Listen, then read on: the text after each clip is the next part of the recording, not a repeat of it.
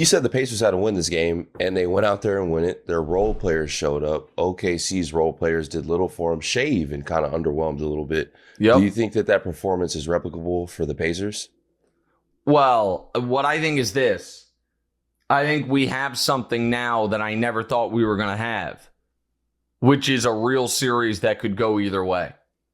And I'm shocked Indy won that game. And I know I shouldn't be because, again, 5.5 point underdogs win all the time. It's not like, and they were at home. They were at home. Yeah. And I understand all of that. I really do.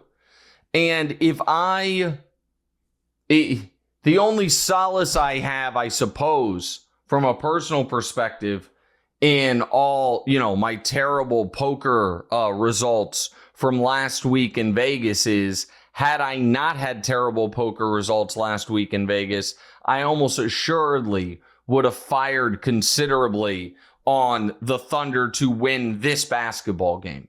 Because I have bought in. I have bought in that the 2025 Oklahoma City Thunder, as far as singular seasons, are an all-time team. That Indiana did not have an answer for Shai, and as we talked about, I think pretty intelligently on Tuesday, it is just so hard, unless you have the best defense in basketball, to win a championship if your best player is a pass-first guy. If he's not a just go get you a bucket guy. And we talked about it on Tuesday, that the greatest point guards we've seen in the history of this league, aside from Magic Johnson, were not able to crack that code if they were. Listen, Steph did it, obviously. He's not a pass-first guy. Zeke did it. He could have scored more, but also had the best defense in basketball. But Jason Kidd or Chris Paul or, hell, Oscar Robertson before he had Akeem, or Bob Cousy before he had Russell, Steve Nash, those guys, it's just so hard because you are going to come across a team whose best guy can go get a bucket whenever he wants. And how do you answer that? And again, I'm not acting as if the Pacers have won the series. I am acting as if, however, we now have a series. And now all of a sudden, the Pacers have a game to play with. The Pacers, DeMonze, go into game 4, and I'm sure they won't view it this way, but it's a house money game. They go into game 4 saying, all right, if we win, we have a vice grip on this series, and if we lose, we already know we can win in Oklahoma City. And unlike game 1, which you give the Pacers credit for their heart and their grit and all of that, game 1, however, let's be honest, felt fluky. It felt like, okay, Oklahoma City took their eye off the ball for just a minute and the Pacers stormed through that door. How can you say it felt fluky if this is what they do? When they get in those late game situations and they can overcome it. I think they just did it again. So, but that's not what they did here. Oh, yeah, in my opinion. Not in this game. I'm talking about game 1. Oh, like okay. Well, yeah. Look. So here's why I'm saying it didn't feel fluky that that Haliburton hit the game winner. That didn't feel fluky. What felt fluky was the fact that Oklahoma City led seconds into the game. The Pacers never closed the gap, that it was a 14-point game in the fourth quarter. And it was, and all of a sudden the Pacers have a chance to steal it. And you're right, that was the 4th time they've done that in these playoffs. I get that. So maybe fluky's the wrong word. Chiefs. But not, they weren't going to win 4 games that way. They were not going to win 4 games where Oklahoma City dominates the game and then they come roaring back. Like they've won one game a series that way. Right. And then game 2, when Oklahoma City dominated from start to finish, that felt to me much more indicative of the game we were going to get, where the Pacers are good, but Oklahoma City's great.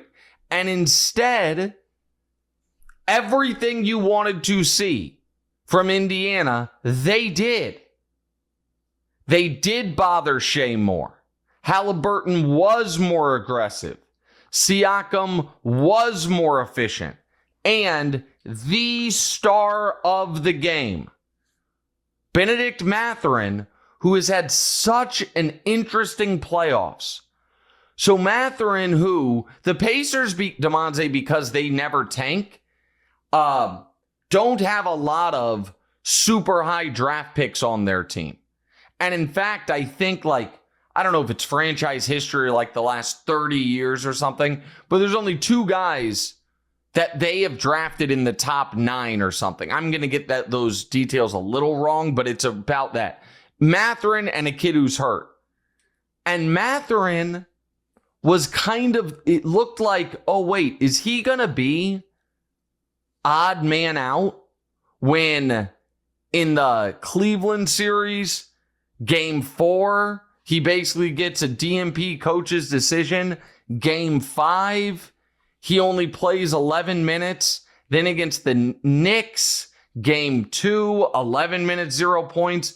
Game 3, 8 minutes, 2 points. And it looked like Carlisle was souring on him. And then Mathurin has had, in the last 6 games, 3 just unbelievable stat lines off the bench. Game 4 against the Knicks, 12 minutes, 20 points. Game 5 against the Knicks, 25 minutes, 23 points. And then last night, game 3 against the Thunder, 22 minutes, 27 points. And I'm going to pull it up so we have it exactly. But since he was basically, it looked like, oh man, is Carlisle done with him? In the 6 games since then, Benedict Mathurin has played 106 minutes and scored 93 points. The guy is basically a point a minute over his last 6 games, none more important or noteworthy than last night when nobody had an answer for him. When he was the X factor off the bench for them. And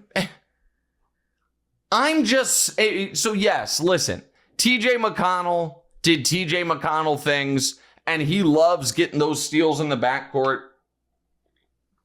You know, he's just a white man's Jose Alvarado. Like, I'm going to play this scrappy style. I'm going to annoy you. He doesn't go out of bounds and trick people like that, but he's a pest. And one of his steals, the one where he just caught the inbound pass and laid it up, was one of the dopest things. That was one of the coolest mini highlights of the season. Yeah. He just jumped up and grabbed it and laid it up. Right there. 100%. Caught OKC off guard a couple times with that. Yeah, and so he made 3 baskets. I feel like and he had 5 steals. So TJ McConnell off the bench, 5 steals. Obi Toppin off the bench, 4 of 5 from 2. And some big rebounds. And Ben Mathurin, man, 9 of 12, got to the free throw line 8 times, which is another thing he did against the Knicks. He drew fouls and got to the line. He's plus 16 in 22 minutes. Gives OKC another thing to have to worry about. 100%. And credit where it's due to Haliburton. Because Haliburton, the point that I made, now let me just be clear here. My playoff bracket and my playoff predictions are in shambles. I have been wrong about Pretty much pre-series picks more this playoffs than any playoffs I can remember. And bet of the year, which we'll get to later, is on life support. It's truly on life support. My in-series analysis has been far better. And one of the points that I'm... Excuse me, I apologize. One of the points I made after game 2 was the Pacers need to recognize you are not playing a good shot, great shot team. You are playing a bad shot, decent shot, take the shot. And it felt like Haliburton understood that. That Haliburton, when his teammates go 5 of 21 from 3, when aside from Mathurin, nobody hits more than 1 3. When aside from Siakam, none of the other starters really seem like they have it offensively. He understood, I've got to be a little more aggressive looking for my own shot, and he did. Now, the ball was still popping and moving, and he still had his 11 assists, and he was a rebound shy of a triple-double. But he was a little more aggressive offensively. And here's the other thing the Pacers do. Man, they wear your ass out. Where they are, and part of this is because Carlisle trusts the bench. Like, it is remarkable, DeMonze, that in a basketball game that, keep in mind, I thought the Thunder kind of stole the game. A sneaky, what could have been a sneaky huge moment was the very end of the third quarter when the Pacers are up 1 with 35 seconds left. And Chet gets a dunk and 1. Now they're up 2. McConnell misses a 5-footer. And then J-Dub hits a 3 basically at the quarter buzzer.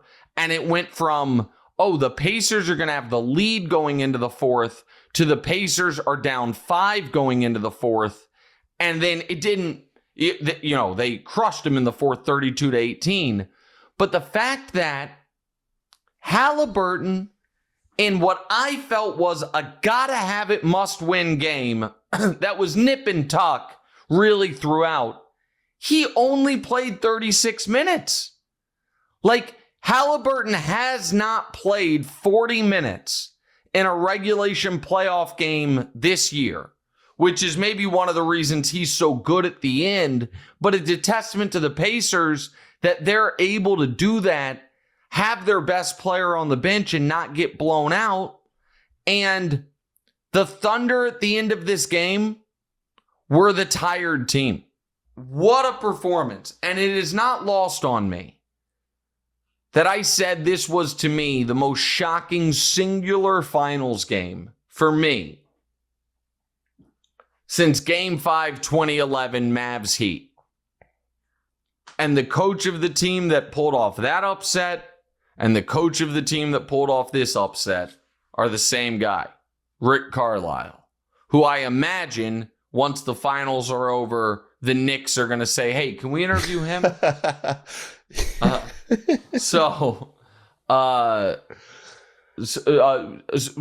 read me one of the questions from the chat. So Anonymous 354 says, Nick, what do you think has been the issue with a lot of pundits getting behind the Pacers as a good team?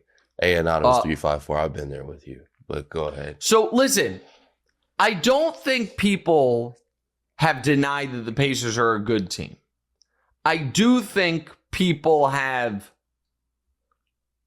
I think it's fair to say people have not acted as if the fact that they have the second best record in basketball since, and I don't think have lost consecutive games since January 1, I think that people have dismissed that maybe a little more than they should have. But I think this was less about a dismissal of Indiana and more about a reverence for OKC, who, if we're being honest, through 2 games, controlled 96% of this series. 96 minutes played, OKC led for 91, was tied for 2.5, and trailed for 2. But yesterday was not that.